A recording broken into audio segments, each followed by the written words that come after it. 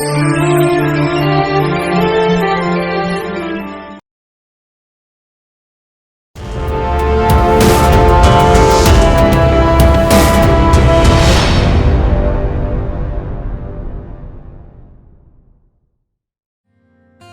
अपनी पत्नी सीता के साथ एक गांव में रहता था। भाई भीम और भाभी सूर्यकांतम राम को उसकी मासूमियत के कारण धोखे से उसकी संपत्ति को हड़पना चाहते थे। लेकिन राम की पत्नी सीता बहुत बुद्धिमान थी और समय समय पर अपने पति को उनके धोखे से बचाती थी। एक दो बार सीता ने अपनी चतुराई से अपने पति को धोखे से बचाया। राम अपनी पत्नी की बुद्धिमत्ता के कारण जीवन में बहुत सफल बने। वह आर्थिक रूप से भी बहुत अमीर हो गया। उसने एक अच्छा घर बनाया और आराम से रहने लगे। जब राम अपनी पत्नी के साथ खुश था तो उसे एक फोन आया। उसका दोस्त गोपी फोन पर था। गोपी ऐसी बात कर रहा है। रामू, तुम कैसे हो? तुम जीवन में बहुत सफल हो गए हो। तुम बहुत भाग्यशाली हो। सीता ही मेरी किस्मत है। अगर वह नहीं होती तो मेरी जिंदगी बहुत अस्त व्यस्त होती। अगर वह समय रहते समझदारी से मुझे सही सलाह नहीं देती तो मैं जिंदगी में कभी सफल नहीं बनता। मैं अपनी पत्नी का कर्ज कभी नहीं चुका पाऊंगा, इसलिए मैं अपनी पत्नी की बात कभी नहीं नकारता हूँ। तुम बहुत नादान हो। तुम सचमुच भाग्यशाली हो, इसलिए इतने सफल हो। अगर हम सोचें कि सलाह हमें जीवन में बेहतर बनाएगी तो हर कोई बेहतर स्तर पर होता। आपकी किस्मत अच्छी होने के कारण आपकी पत्नी की सलाह काम आई और जिसने भी उस स्थिति में आपको सलाह दी होती, आप निश्चित ही जीवन में सफल बनते। तो अपनी सफलता का मुख्य कारण तुम ही हो। बेवजह अपनी पत्नी की तारीफ नहीं करो, समझे? गोपी, तुम मेरे बचपन की दोस्त हो। तुम्हारी बातों पर बिना कुछ कहे मैं ये कहता हूँ, मेरी पत्नी के बारे में कभी भी ऐसी बात मत करना। मैं किसी के बारे में नहीं जानता, लेकिन मेरी पत्नी ही मेरे लिए सब कुछ है। उसकी सलाह के बिना मुझे जीवन में बहुत सारी समस्याओं का सामना करना पड़ता। दोबारा कभी मुझसे इस तरह गलत बात मत करना। जब मैं मुसीबत में था तो मेरी भलाई के लिए यह मेरी सीता ही थी जिसने मुझे मुसीबत से बाहर निकाला। मेरी सीता के बारे में फिर कभी ऐसी घटिया बातें मत करना। अगर मेरी बातों से तुम्हें गुस्सा आया तो मुझे माफ कर देना। मुझे तुम्हारी पत्नी के बारे में बुरा बोलने की कोई आवश्यकता नहीं है। हो सकता है तुम्हारी पत्नी ने तुम्हारी मदद की हो सकता है तुमको उस समय अच्छी सलाह दी हो, लेकिन अगर तुम बदकिस्मत होते तो कोई भी सलाह ठीक से काम नहीं करती। यही मैंने कहा था। कृपया सकारात्मक तरीके से सोचो और तुम सब कुछ समझ जाओगे।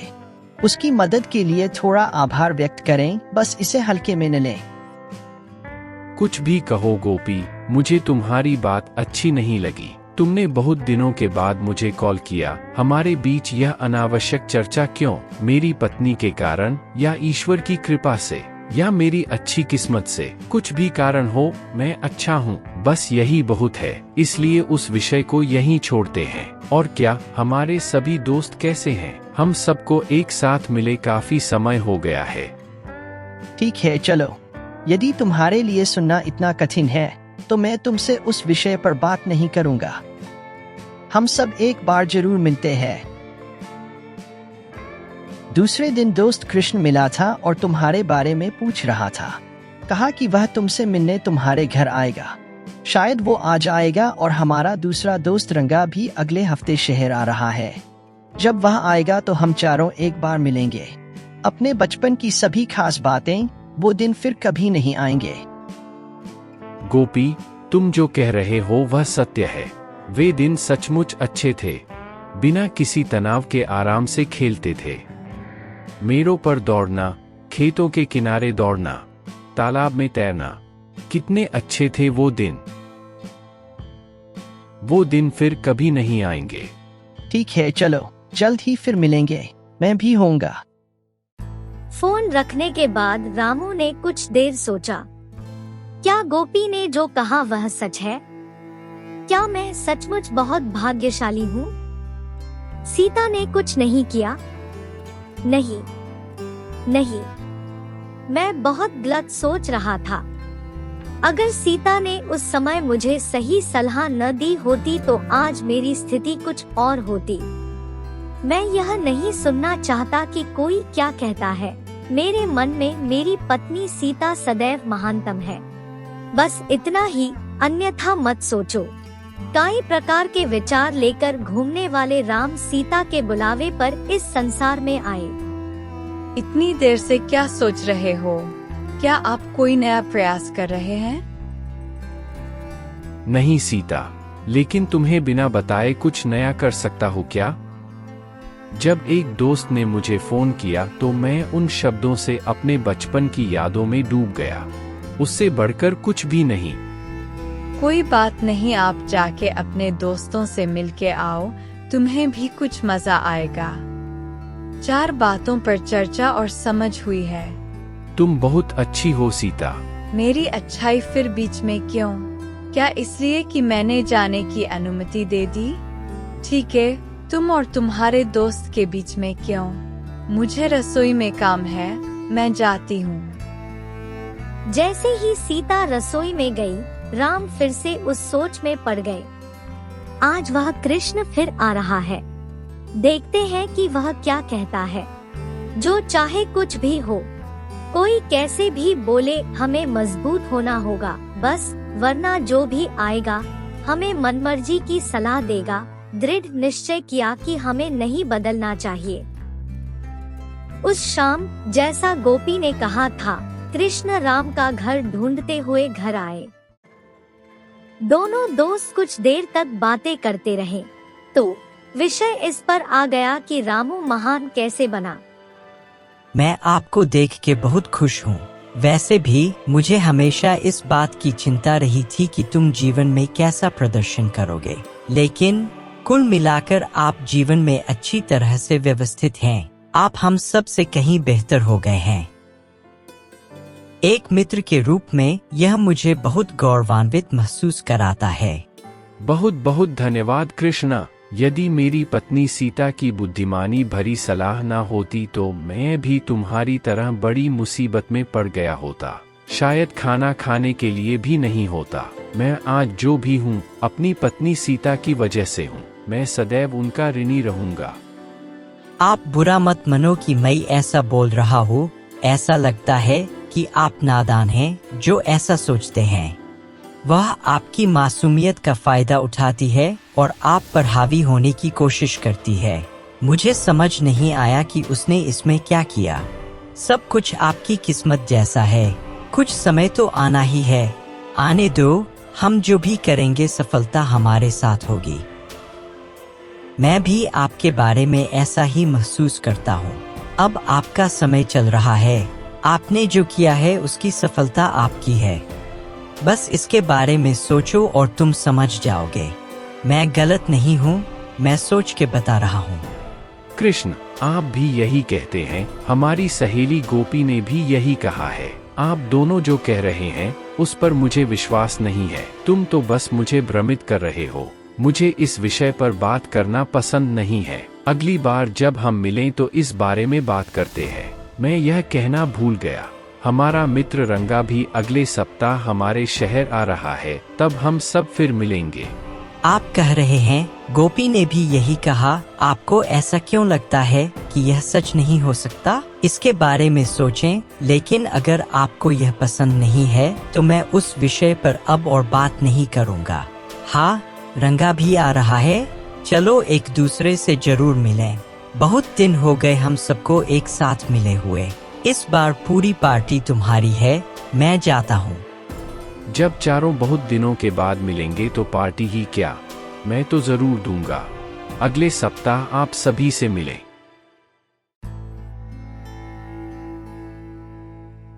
जब गोपी और कृष्ण दोनों ने लगभग एक ही बात कही तो राम ने फिर सोचा, क्या वे जो कहते हैं उसमें कुछ सच्चाई है? क्या मैं सीधा नहीं सोच रहा हूँ? क्या मैं वास्तव में निरोष हूँ जैसा कि कृष्ण ने कहा था? चलो देखते हैं। हम सब दोस्त दोबारा मिलेंगे तो पता चलेगा। अभी से विचार क्यों? इसी बीच वो दिन भी आया जब चारों दोस्त मिले। चारों दोस्त कई दिनों बाद मिलते हुए शब्दों में डूब रहे हैं। अलविदा के बाद अपने अपने पेशे के बारे में चर्चा शुरू होती है। मैं अपनी नौकरी के बारे में क्या कह सकता हूँ? बॉस जो कहता है वही करना, आने में देर हुआ तो डांट खाना। लेकिन जब आप किसी और के लिए काम करते हैं तो ये सब चीजें चलते रहते हैं। किसी के अधीन काम करने का मतलब है मार के जीना, लेकिन जिम्मेदारियां भी हैं तो करना ही पड़ेगा। सही है, मेरी भी यही स्थिति है। नाम है मैनेजर। अगर नीचे वाले काम ठीक से न करे तो भी मुझे बोलना पड़ता है। अगर ऊपर वाले ने समय पर काम नहीं दिया तो भी मुझे बोलना पड़ेगा। मेरी स्थिति सैंडविच जैसी बन गई है। किसी के लिए काम करने से आपको अपने दम पर काम करने की संतुष्टि नहीं मिलती है, लेकिन जो करना है वो तो करना ही पड़ेगा। तुम दोनों थोड़े बेहतर हो, मेरा तो खराब है। मेरा एक ग्राहक संबंध है। ग्राहक की सावधानी पूर्वक सुरक्षा की जानी चाहिए। एक नया प्रोजेक्ट लाया जाना चाहिए। दिए गए प्रोजेक्ट में किसी भी गलती को सावधानी पूर्वक प्रबंधित किया जाना चाहिए। अधीनस्थों के साथ बहुत सावधानी से व्यवहार करें। हमें नीचे जलते हुए ऊपर मुस्कुराकर बात करनी है। सब संतुलित होना चाहिए। अरे, पता नहीं हम कितने बजे घर जाते हैं, पता नहीं ग्राहक कब क्या मांग ले, मुझे नहीं पता कि उस समय कर्मचारी को बुलाऊं या नहीं, अपना दर्द किसे सुनाऊं। इसलिए इस उम्र में बीपी और शुगर बहुत ज्यादा है। मेरी तरफ देखो तो तुम भाग्यशाली हो। आपकी नौकरी अच्छी है, अपने सभी दोस्तों से मिले हैं। अगर आप आराम से बातचीत करना चाहते हैं, आप किस बारे में बात कर रहे हैं? मुश्किलें किसे नहीं होती? तुम ही बताओ। आप राजा हैं, आप मंत्री हैं, हम आपके जैसे नहीं बन सकते, लेकिन वैसे भी तेरे जितने भाग्यशाली हमें नहीं होती है। जनाब, किस्मत बोले तो आप फिर से नाराज हो जाओगे। अगर तुम नाराज भी हो जाओ तो कोई बात नहीं, तुम भाग्यशाली हो। क्या आपने फिर से शुरुआत की है? मैंने भी बहुत संघर्ष किया। वो विषय फिर क्यों? रंगा, दोनों एक ही बात कहते हैं। बताओ आप क्या सोचते हैं?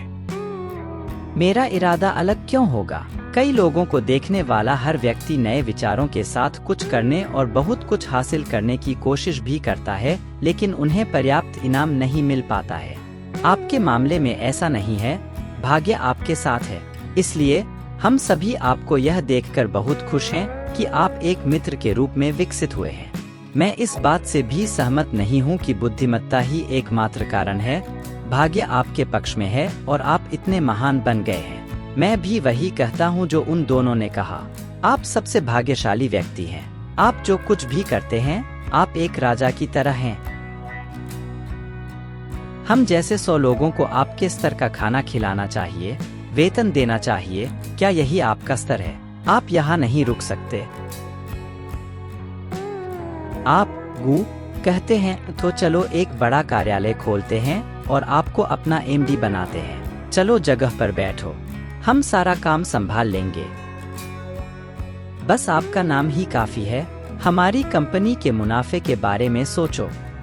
मैंने सोचा कि आप सब बातचीत करेंगे, बचपन की कहानियां बोलेंगे, लेकिन आप क्या नए प्रस्ताव बना रहे हैं? लेकिन आपके कार्यालय के बारे में मैं क्या जानता हूँ?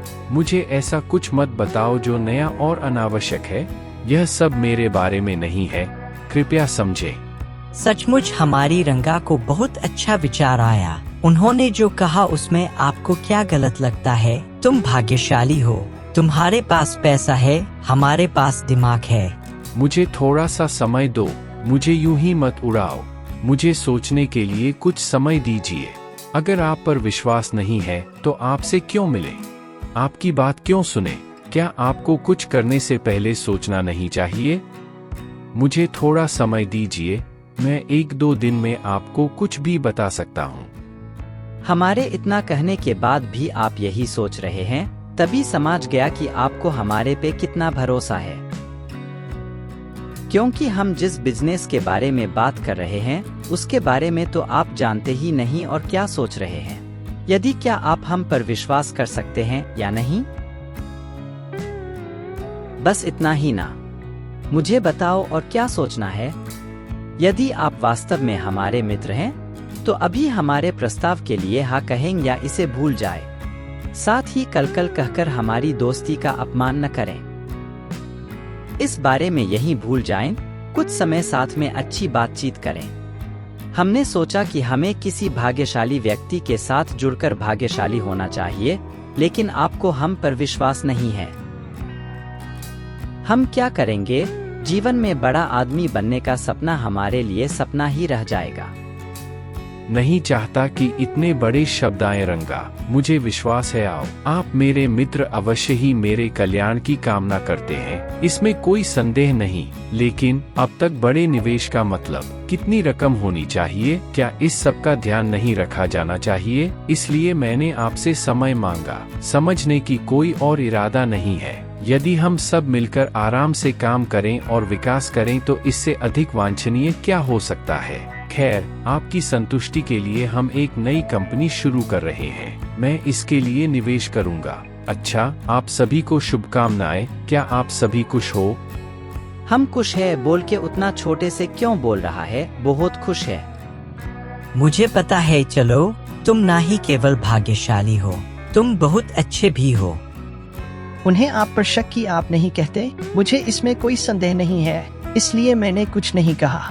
मैं जानता हूँ कि आप ऐसे हैं क्योंकि आप हमारे सबसे अच्छे दोस्त हैं। मेरे प्यारे दोस्तों, सभी के सभी संदेह दूर करें, लेकिन बहुत जल्द हम एक नई कंपनी शुरू कर रहे हैं। हमारे नए एमडी राम को बधाई। सभी दोस्त एक दूसरे को बधाई दे रहे थे। यह कल्पना कर रहे थे कि उनका भविष्य बहुत अच्छा होगा और कामना कर रहे थे कि उनकी दोस्ती हमेशा ऐसी ही बनी रहे। खुशी से बातें करते और हंसते हंसते पास आ रहे थे। सीता, आओ, सोफे पर बैठो, तुमसे कुछ बात करनी है। मुझे बताओ, इतना खास बात क्या है? क्या आप पार्टी का आनंद लिए हैं? पार्टी सब अच्छी है, लेकिन मुझे आपको एक बात बतानी है कि हम इस शहर में कितने समय से कारोबार कर रहे हैं। तो मैं शहर में एक कंपनी शुरू करना चाहता हूँ। यहाँ हमारे लिए सब कुछ अच्छा है। हम दोबारा शहर क्यों जाएं? हम वहाँ के हालात नहीं जानते। क्या हमें वहाँ जाकर नया व्यवसाय शुरू करने की जरूरत है? वो कहते हैं कि हमें कुछ भी जानने की जरूरत नहीं है, हमें बस निवेश करने की जरूरत है और वे बाकी सभी चीजों का ध्यान रखेंगे। यदि हम नए व्यवसाय के बारे में थोड़ा भी नहीं जानते तो क्या होगा? क्या हमें इस बात की कुछ समझ नहीं होनी चाहिए कि हम क्या करते हैं? किसी कारण से मुझे नहीं लगता कि यह हमारे लिए बहुत उपयुक्त है। इतनी नकारात्मक बातें मत करो। जैसा मैंने कहा था, दोस्त ध्यान रखेंगे।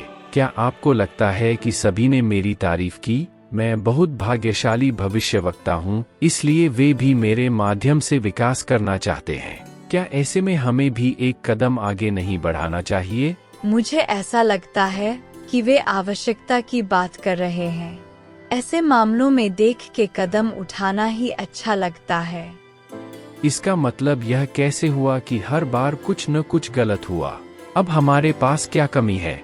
हमारे पास सब कुछ है ना? एक बार इन्वेस्ट करते हैं, क्या पता अगर सफलता मिल गई तो हमें रोकने वाला कोई भी नहीं होगा, है ना? यह विचार मुझे बहुत अच्छा लगता है। हम इस शहर में कब तक रहेंगे? वही दूसरे शहर में तो हम और डेवलप हो सकते हैं।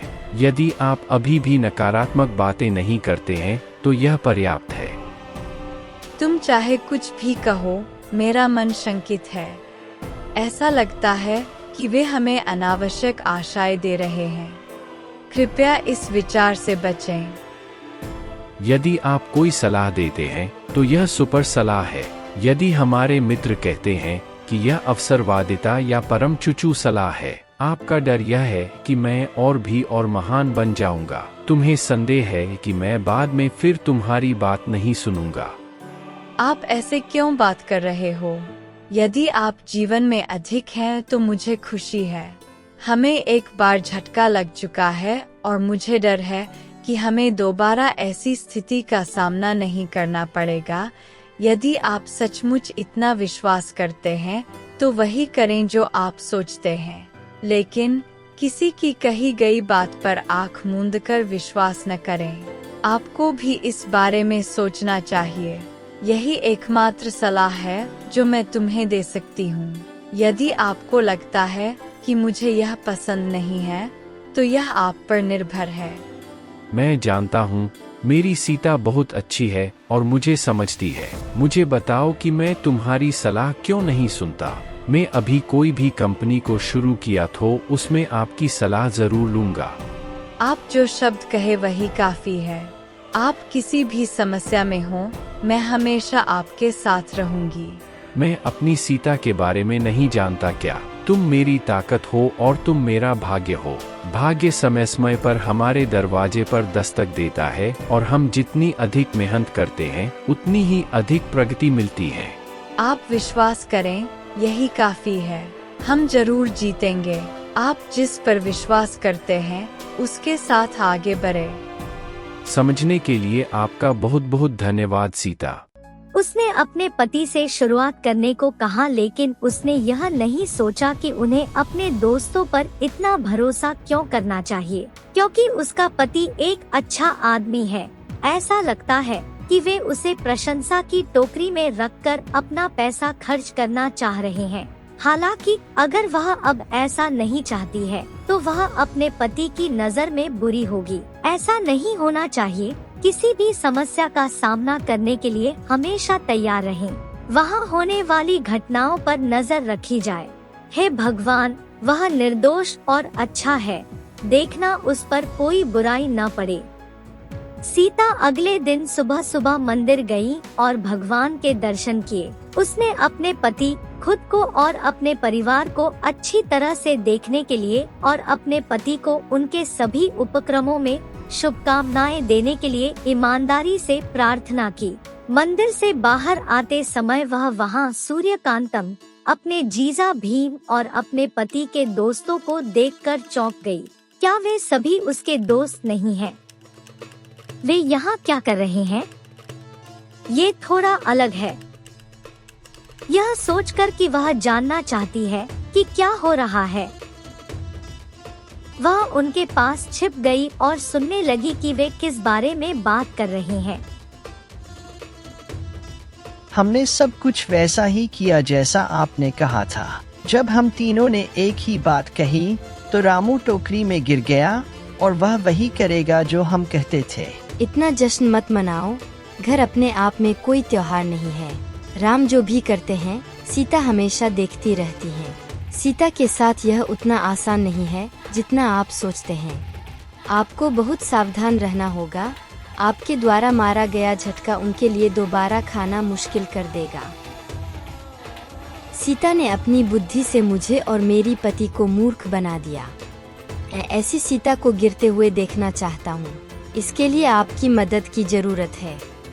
आप जैसा कहेंगे हम वैसा ही करेंगे। सीता होशियार है, इसलिए हमने यहाँ की बजाय शहर में अपना बिजनेस प्लान किया। राम को इससे संबंधित कोई भी विवरण नहीं पता था, इसलिए राम से कोई दिक्कत नहीं है और सीता शहर नहीं आती तो सीता से हमें कोई नुकसान भी नहीं है। यहाँ मुद्दा यह नहीं है कि सीता शहर आएंगी या नहीं। अगर सीता इस प्रोजेक्ट में शामिल नहीं हुई तो हम जो चाहेंगे वही होगा। सीता यहाँ भी हो तो नगर में चरखा चला सकती हैं। सीता को कम मत समझो।